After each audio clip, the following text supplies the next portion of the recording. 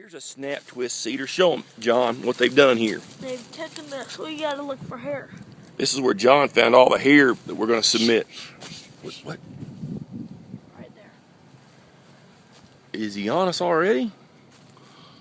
Good Lord. Slow down. Don't tell me that. Okay, now look at the size of this snap twist cedar. This tree in its original state was probably about, shine your light on it, buddy, was probably about a 7-footer. Now they've twisted that completely down to the ground.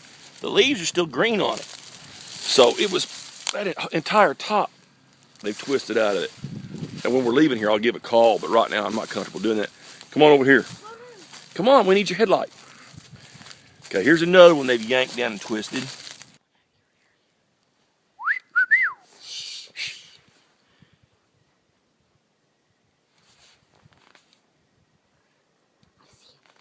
You don't see him. You see him? Right there. Look. Right there. He be throwing off some eye shine. Oh, there he is.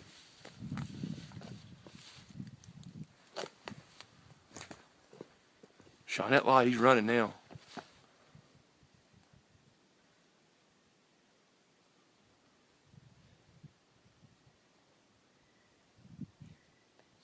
Whoop.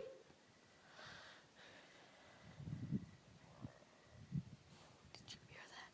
Yes. Cut. We came out here, I don't know how, I mean, was it last year? When did you first? Well, it was February. February this year. So it's early and cold. When did you first come up with the idea that they were absolutely fashioning and using tools? Because I'm fascinated by that. Well, like I said, the first ones that I found were down towards Kerrville. Yeah. And I wasn't sure if they were fastening themselves or if they were just finding Native American artifacts and finding them useful and reusing them themselves. Right. I wasn't sure. But it definitely looked like they were using them to cut cane in a cane brake for bedding probably purposes or clearing the cane brake.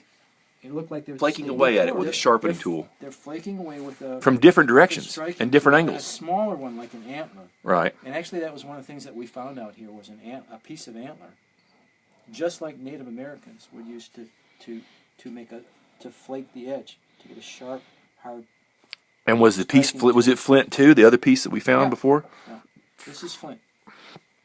And so it's the right material. It's been flaked.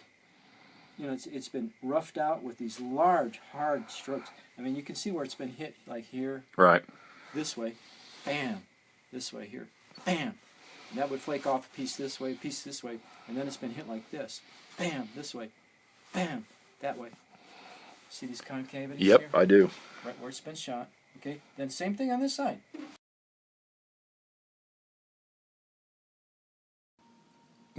Mike from Texas Hillcountry Crypto Society, going through my backpack and looking at some of the hand-drawn maps and the photographs that are getting ready to be displayed in an upcoming shot of Texas Hillcountry Crypto. I came across some physical evidence. This is Bigfoot here, as far as I'm concerned. 2 long, uncut, tapered-in strands of auburn hair and a tuft taken from the craw of a snap twist cedar here in Texas that was bent over double, about a 7.5-footer, about 1.5 inches around, big tree. So we grabbed some head hair up high, and we grabbed some finger hair, some palm hair from the cedar itself, and that's been preliminarily vetted as unknown primate with broken or interrupted strand of medulla consistent with prior purported Sasquatch samples. It's been preliminarily vetted. I've never given it to anyone. I mean, I've got a picture of an auburn Sasquatch over there with a baby on top of its head, and I've got another picture of its face when it was shocked to see me. But I've never really broken this hair out and had it tested any further because I don't feel like I should be paying for it. Anyway, when you hear the skeptics say there's no physical evidence, that's not exactly true. By the way, here's some white hair. You're calling this a road? I would call this a fucking donkey trail. Holy shit. There's rocks the size of hog balls in the damn road. Oh! Hey, there's that cedar thicket where we got all that evidence right there. sucker is, that's one of the good spots. Dave, there's too many Sasquatch on this farm. Oh, okay, look at all the good road work here. Have they heard of gravel out here in this caliche? Who the hell owns this farm? It's the biggest shelter I've ever found. Here you go, Dave. Just keep this on me. Don't do a thing. There's a bunch of bones. There's a bunch of bones and stuff up in here. I'm not going up in it any more than that, but it's on the Guadalupe River, and this thing is huge. And it is all twisted up.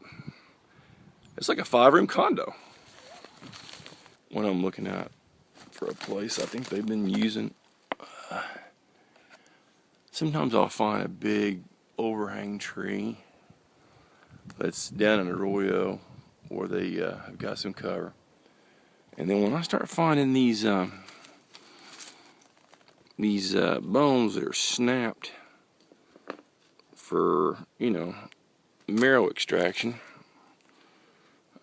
obviously the bones of a, you know, reasonably good sized ungulate, that's when I know that some form of predator has been using this little ambush spot right here to possibly to get a hold of whatever's coming down here to this creek bed to get a little drink of water.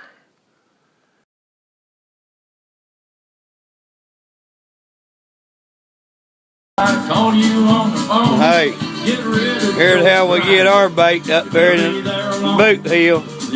In the Ozarks, there's the Ozark mountain man right there. This song's all about this right here. Watch him jab his own hand. That was cool. I gotta stop that. No, we'll go ahead. You still filming? Well, I'm gonna forget what to say. You can add your own words in later. Catfish, we're getting bait. What are we doing, Mike? What are we getting bait? Predator trap. Bait for what kind of predators? Whatever comes to the bait. Well, that's right. For Sasquatch. I'm looking for. Well, And this is how I'm gonna get him. Right here like this. this is how it's done right here. I'll show you one time and that's all.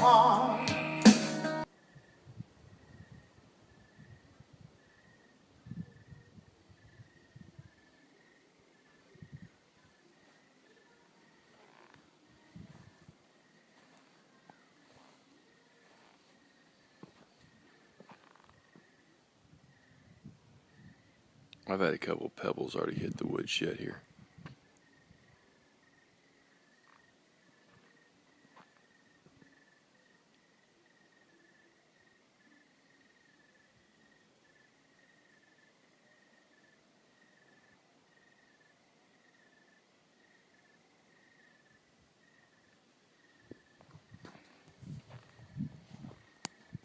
You hear that?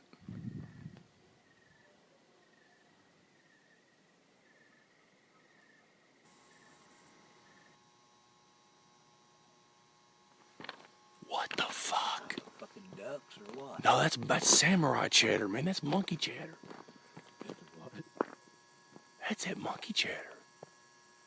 That's what it sounds like. Whoa. There they are. He threw a big. Throw another one. Motherfucker, just don't throw it too far. They got some good aim. They hit some. No, he's hit being something aggressive fucking now, right? That's a bigger one. Yeah. Yeah, they're vocalizing all around us now.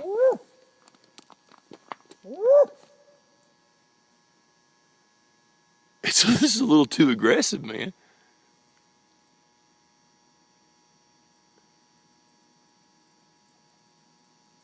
There's the first footprint right there.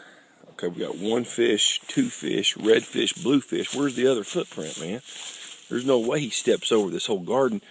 That looks like it could be a side impression where he kind of swagger stepped. He took a side step there. And that's the only one I've seen on this roughed up area where we heard him the other night. It's a good print though, boy. It's deeper than any human. Okay. Boy, that looks like it's got toe splay and everything in it. Man, I like that track. God, they've been up all over this little spot here, man. Oh, yeah. There's a great track. There's a great Sasquatch track. All right, kids. Now I got a little something for you. Turns out baiting in the Ozarks does pay off. I got a little trackway here. I'll get back to you. It's daylight here at the cabin in the Ozarks. The sun's up. There's still frost on the Range Rover. It's getting down to the last of the firewood, and camp's coming to a close this weekend. It's been a fantastic experience here. I wouldn't trade it for anything in the world. The deployment, 60 days of the Falcon Project, and Project Skywatch, which ultimately is a research and development project which will be sending drones and airships over to Africa to prevent poaching of elephants and great apes and rhinoceros and other endangered creatures that are being wiped off the face of the earth. And during the test flights over here in the remote areas, some 25 miles into the interior, where we'll be living for the next 6 months, we hope to maybe shed some light on the mystery of these cryptid species that people keep reporting in these densely forested areas. So it's going to be a very, very grueling, rigorous research project for 15 of us out there, and the good folks that have volunteered to bring us in some food to these remote areas by horse and mule, which is the only way to get them in. Even the folks that put helicopters at our disposal for emergency air evac. So I hope you guys have a great winter, and in this case, spring and summer and fall, because I won't be seeing anybody for most of the remainder of this year. It's good to submit evidence to you, and I hope you guys have a fantastic summer.